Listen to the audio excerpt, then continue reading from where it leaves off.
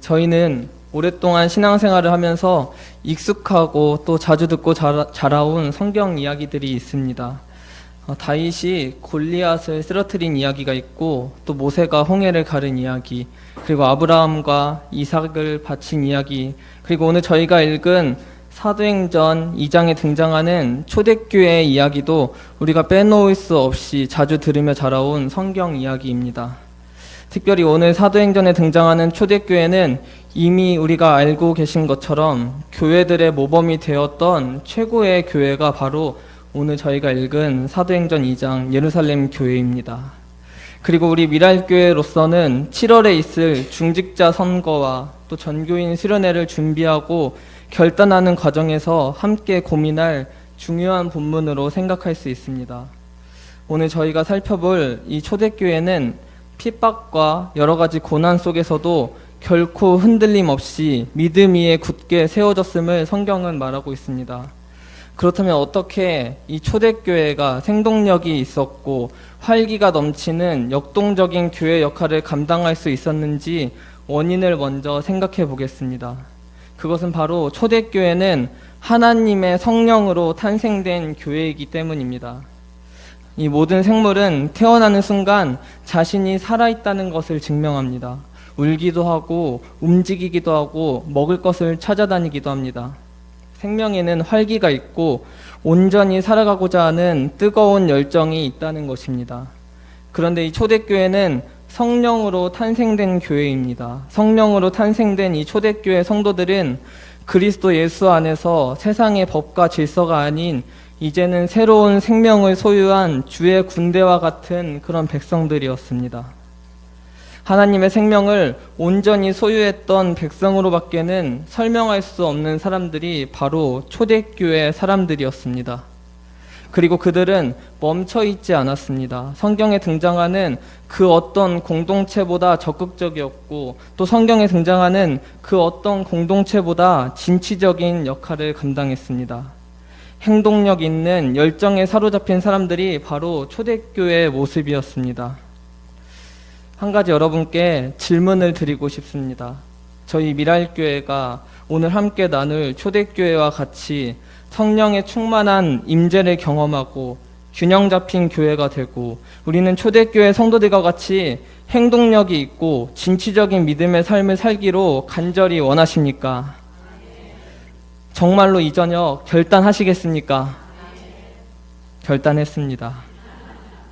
제가 이 질문을 드리는 이유는 오늘 말씀이 우리에게는 조금 어려울 수 있고 무거울 수 있기 때문입니다. 그리고 중요한 순간을 앞둔 저희 미랄교회가 진심으로 회복하고 오늘 초대교회와 같이 성령에 사로잡히기를 간절히 원하는 이 소망이 있기 때문입니다. 계속해서 말씀을 살펴보겠습니다. 이 초대교회는 교회로서 굉장한 특징이 한 가지 더 있었습니다. 그것은 가장 균형 잡힌 교회의 모습을 보여주고 있었다는 것입니다. 그들은 42절에서 사도들에게 가르침을 받아 배우기를 힘썼고 기도에 매진했습니다. 또한 성찬과 식탁의 친교를 통해서 다시 오실 예수 그리스도를 기념하는 일에 집중했고 모이기를 힘쓰며 봉사와 구제 사업에 열심을 가진 모습을 초대교회는 보여줬습니다. 정리를 하자면 예배와 기도와 말씀 생활 그리고 친교와 봉사의 균형을 이루었다는 말입니다. 어느 한쪽으로도 치우치지 않았습니다. 우리는 보통 초대교회를 떠올릴 때 물건을 서로 통용했다는 44절의 말씀에 너무 큰 감동으로 다가와서 초대교회를 생각하면 물건을 서로 통용하는 이 아름다운 공동체를 먼저 떠올리곤 합니다.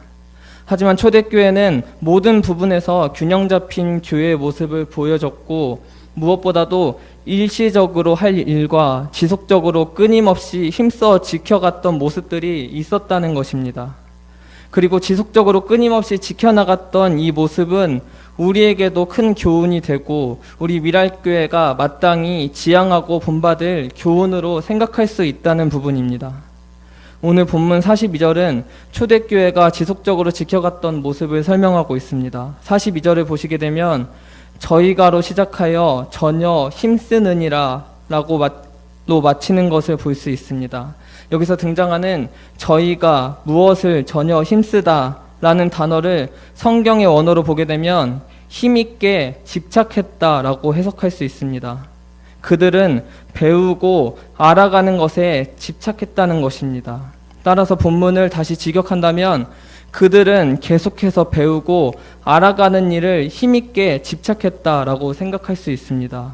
교회의 성도들은 나를 위해 이 땅에 오신 예수 그리스도를 알아가고 하나님의 말씀을 새롭게 알아가는 것에 끊임없는 노력을 했다는 말입니다. 제가 신학교를 다니던 시절에 저희를 가르쳐 주셨던 총장님이 계셨습니다. 총장님은 보통 교수님과 조금 달랐습니다. 보통 교수님들은 목회 경험이 없으시고 학구열에 집중하여서 매진하는 분들이 많으신데 우리 총장님께서는 담임 목회 경험도 있으셨고 인품과 여러 가지 학구적인 모든 면에서 학생들에게 큰 지지를 받고 계셨습니다. 그래서 한 번은 총장님께 질문을 드렸습니다. 한국 교회가 다시 갱신하려면 어떤 노력이 필요합니까? 오늘날 교회 모습 가운데 회복해야 할 모습이 어떤 것이 있습니까? 총장님께 질문을 드렸습니다. 총장님께서는 고민을 하시고 대답을 해주셨는데요. 총장님의 대답을 인용하여 전달하기 때문에 조금 어려울 수 있지만 경청해 주시기 바랍니다. 그리스도를 믿는 초창기에는 몇백 년에 걸쳐 굉장한 토론을 하고 그 문제를 알고자 서로 노력을 많이 했습니다.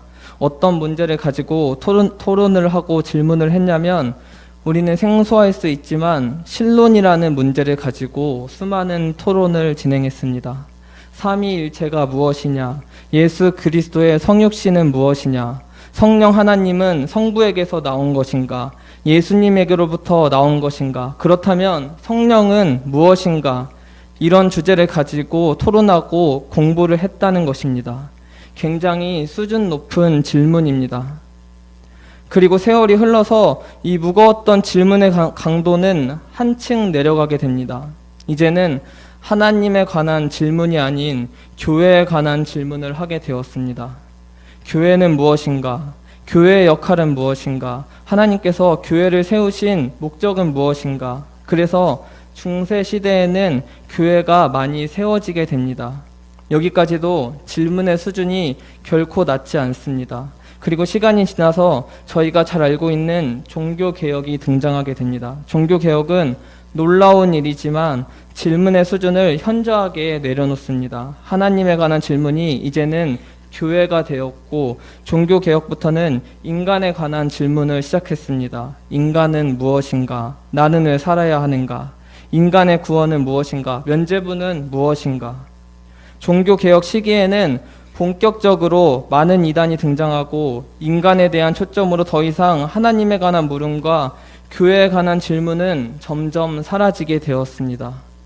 그렇다면 오늘을 살아가는 우리는 무엇을 질문하고 계십니까? 하나님에 관한 질문, 교회에 관한 질문, 인간에 관한 물음은 어느 누구에게도 이제는 찾아볼 수 없습니다. 대부분의 교회들은 생존에 급급합니다. 그래서 어려운 말씀을 이제는 피하게 됩니다. 어떤 교회는 사도신경과 같은 신앙 고백이 전혀 없어도 상관없이 등록할 수 있는 교회들이 생겨나기 시작했습니다. 하나님의 말씀은 이미 사라졌고 우리는 이곳에서 술도 먹지 않고 춤도 추지 않으니 신나게 찬양이나 하자라는 마음으로 강한 비트와 주어 동사 문장의 형태와는 전혀 상관없고 성경과는 전혀 상관없는 찬양을 부른 후에 예배를 마치기도 합니다. 질문과 배움은 없고 쉽고 재밌는 수준은 바닥인 채 어렵지 않은 신앙생활을 이제는 하고 있다는 말입니다. 총장님께서는 이런 내용의 말씀을 하시고 최종적인 답변을 해주셨습니다.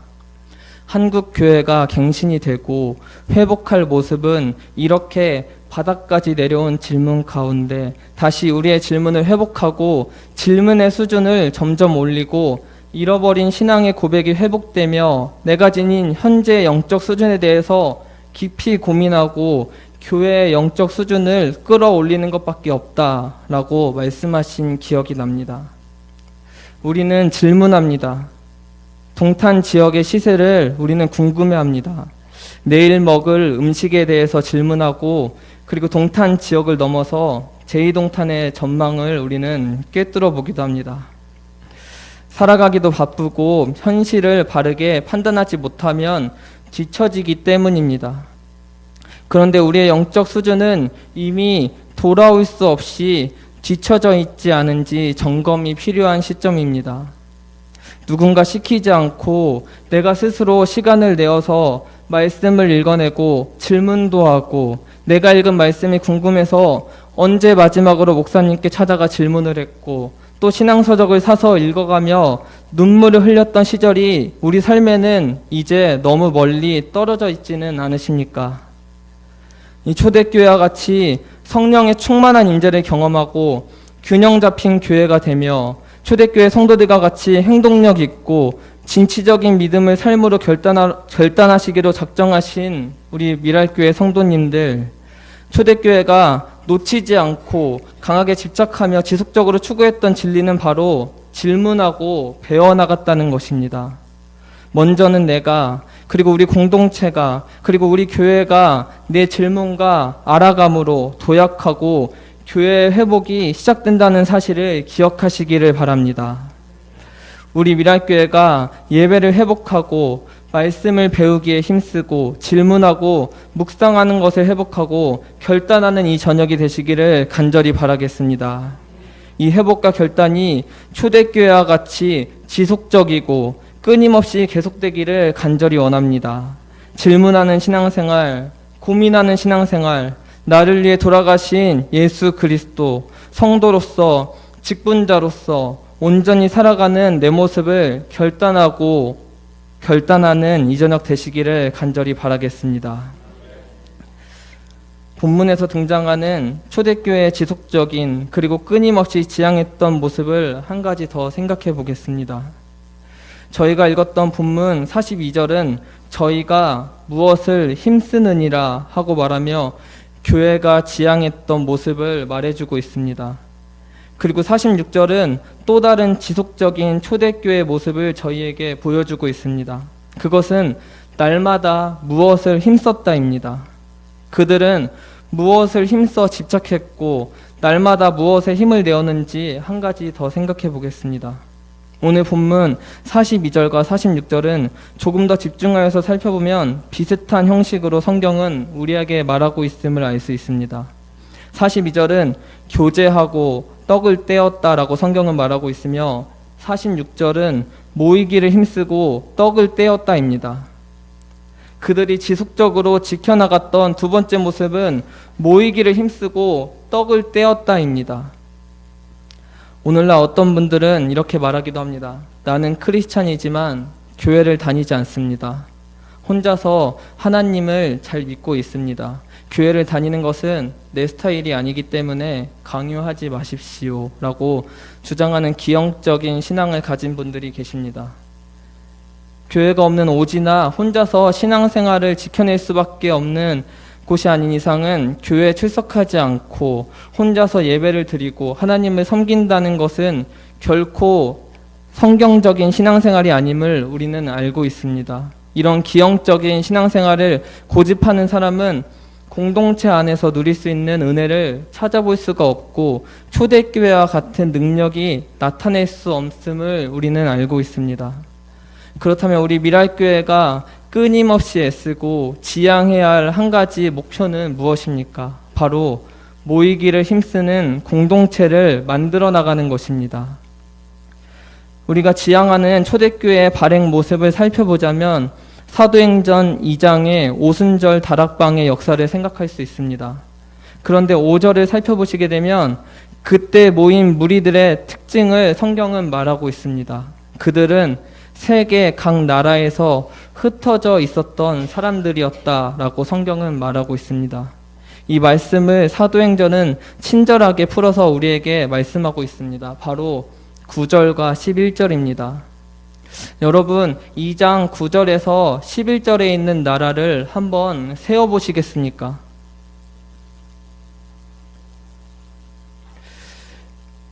이곳에 모인 사람들의 지역을 성경은 말하고 있는데요.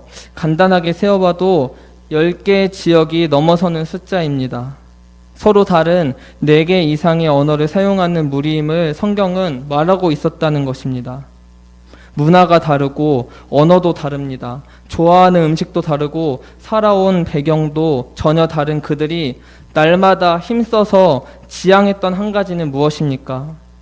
그것은 바로 모이기를 힘썼다는 것입니다. 저는 그들의 모임이 결코 쉽지 않았을 것임을 추측합니다. 그런데 오늘 성경은 우리에게 무엇이라 말씀합니까? 그들이 힘을 내었다라고 성경은 말하고 있습니다. 그들이 힘을 낼 수 있었던 궁극적인 원인은 바로 성령으로 태어난 교회 공동체였기 때문입니다.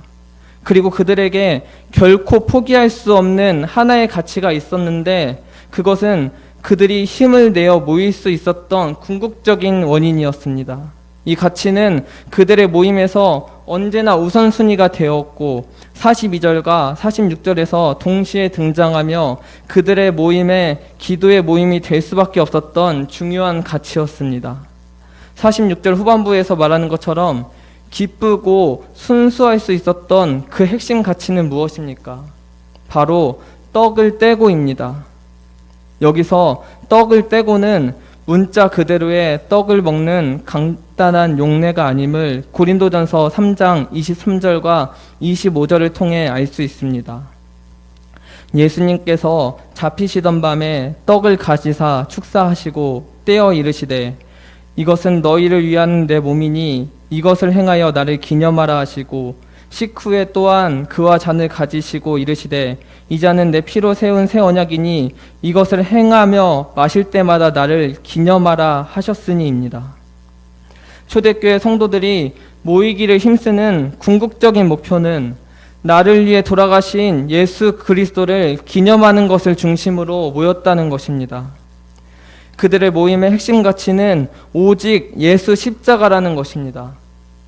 예수님께서는 마태복음 18장 19절과 20절에서 너희 가운데 2-3사람이 나의 이름으로 모인다면 내가 그들 가운데 있을 것이고 하늘에 계신 아버지가 그 뜻을 이루어 주실 것을 약속하셨습니다.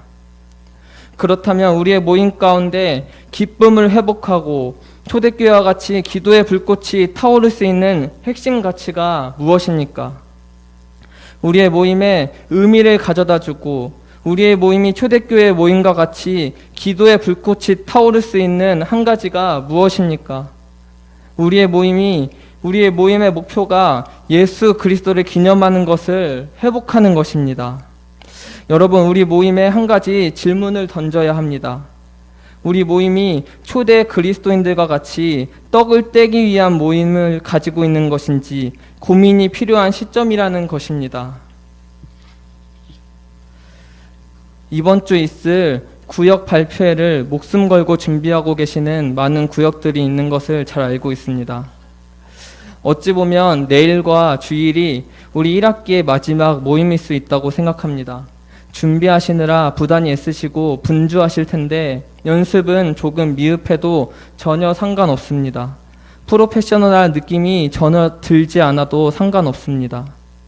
우리 모임 가운데 한 학기 동안 나에게 부어주시는 예수 십자가가 전달되는 마지막 모임이 되시기를 간절히 바라겠습니다. 그리고 이 회복과 결단이 초대교회와 같이 지속적이고 끊임없이 계속되기를 간절히 바랍니다. 이 질문하는 신앙생활, 고민하는 신앙생활, 나를 위해 돌아가신 예수 그리스도가 중심인 우리 미랄교회 성도로서 직분자로서 온전히 살아가는 내 모습을 고민하고 공동체가 온전히 세워지는 이 저녁 되시기를 간절히 바라겠습니다. 우리가 마지막으로 생각할 내용은 이렇게 회복한 교회 공동체에게 주어지는 말할 수 없는 유익입니다. 제가 잘 알고 있는 장로님이 한 분 계십니다. 이 장로님은 제가 어릴 적부터 알고 지낸 장로님입니다. 그래서 일반 서리 집사님부터 저와 함께 신앙생활을 했고 안수 집사를 거쳐서 지금은 장로님이 되셨습니다. 그래서인지 제가 어렵지 않게 장난도 치고 가끔 문안 인사를 드릴 겸 전화를 합니다. 이 장로님께 문안 인사를 드릴 때 장로님 잘 계시지요? 건강하시지요? 라고 전화를 드리면 장로님은 어김없이 이렇게 대답하셨습니다. 교회가 안녕할 때 나도 안녕하고 교회가 어려우면 나도 어려운 것이다. 교회의 평안이 나의 평안이고 교회의 어려움이 내 어려움이다. 라고 매번 말씀하신 기억이 납니다.